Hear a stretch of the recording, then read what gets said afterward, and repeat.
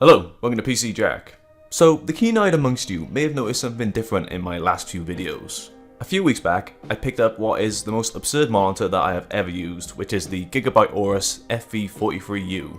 This behemoth of a monitor is a 4K 144Hz VA panel with adaptive sync and HDR 1000. And while ultra-wides mostly reign supreme nowadays, there's a couple of reasons why I went for this kind of monitor instead, which I'm going to be talking about in today's video. Now, I could do this video as a typical review where I take a look at its color range, its RGB gamut, or its HDR certification, but what I want to do today was just take a look at what it's like to use this monitor, and what it's like for gaming, and mainly what it's like to use a large display. Firstly, it's worth noting that there are a few requirements in order to actually use a monitor such as this. As you can see, it takes up a hell of a lot of desk space, and only just about fits on my desk in the first place.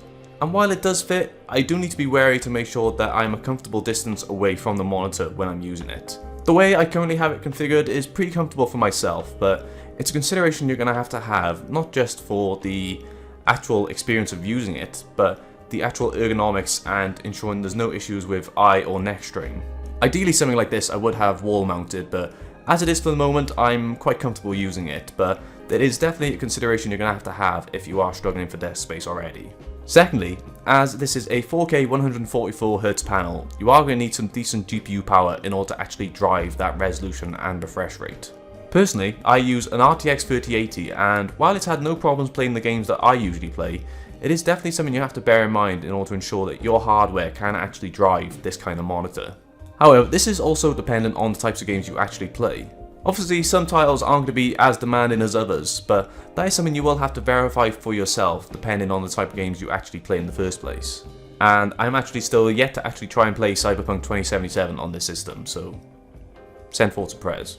But what if you are actually after the ultra-wide experience as well? Well, despite having no curve, you can actually replicate the ultra-wide experience a little bit by running 21:9 on this display. And while you will have letterboxed in black bars, it still adds that cinematic feel which can improve certain games really well. So if you are after that ultra-wide feel, you will definitely be able to find that with the FV43U. Moving on though, what else would I use this monitor for? Well, another priority is going to be productivity, and as a content creator, I've been having an absolute blast with the extra screen real estate that I have. Working in Premiere Pro is an absolute dream at the moment, and what seems to be a sprawling timeline really helps with my workflow, and the ability to not compromise on having my workspace set up as exactly how I want is absolutely perfect. I've also streamed using this monitor, and this is where you would encounter some compromises. The experience for me was pretty smooth, but it will vary depending on how you actually set up your streams. For me, I stream tech news and discussions, so I generally have a 4-way split for my screen and have OBS open as well as YouTube chat, my show notes in Google Docs, and also a bunch of news articles which I'll have in a dedicated screen capture. On a side note, make sure you're subscribed for my Tech Flashback live show. Anyway, in that setting, my monitor is really useful for that kind of setting for my streams. But the compromise is when you are having to game in windowed mode. For me, I can deal with it, but for other people, understandably, it is going to be a bit off-putting. So if you are a streamer first and foremost, this is something you are going to have to bear in mind, or maybe even reconsider and go for a dual monitor setup instead. In terms of general use, I quite like having a split screen for when I've got YouTube videos on while I'm taking a look through my socials in another browser. It doesn't feel claustrophobic at all having that sort of configuration. It's a really smooth experience, and the extra screen real estate is greatly appreciated. A great way to optimize your split screens though is to use Power Toys. It's got a lot of extra utilities for more advanced Windows users, but it's got a really helpful fancy zone editor which helps you create your own layouts for split screens. So I'd highly recommend checking that out if you get a monitor like this, or even for a regular monitor it can be really useful. Additionally, I really appreciate the built-in KVM switch on this display, as it's much more easier than actually using a dedicated KVM device. And as someone who tests multiple systems, it's going to be coming in really handy.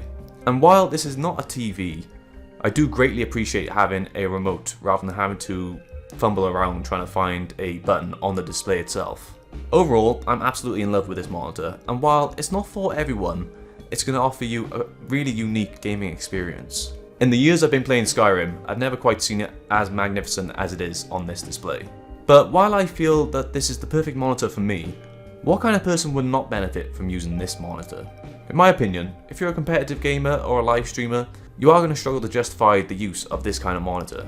In reality, you want the highest FPS possible, and while 4K 144Hz is achievable nowadays, there's no point in sacrificing frames for resolution when you're looking for a competitive edge. At the end of the day, that's going to be a personal preference, but that's just my 2 cents. If you're a single player campaign type of gamer like me though, I feel like the FV43U is the absolute perfect monitor for a really unique gaming experience. I have never quite had such an immersive experience in games until now. But it's going to cost you at around £850 as of the time of filming. Is it worth that much?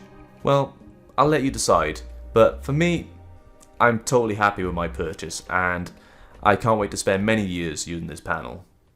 So, that's it for today's video.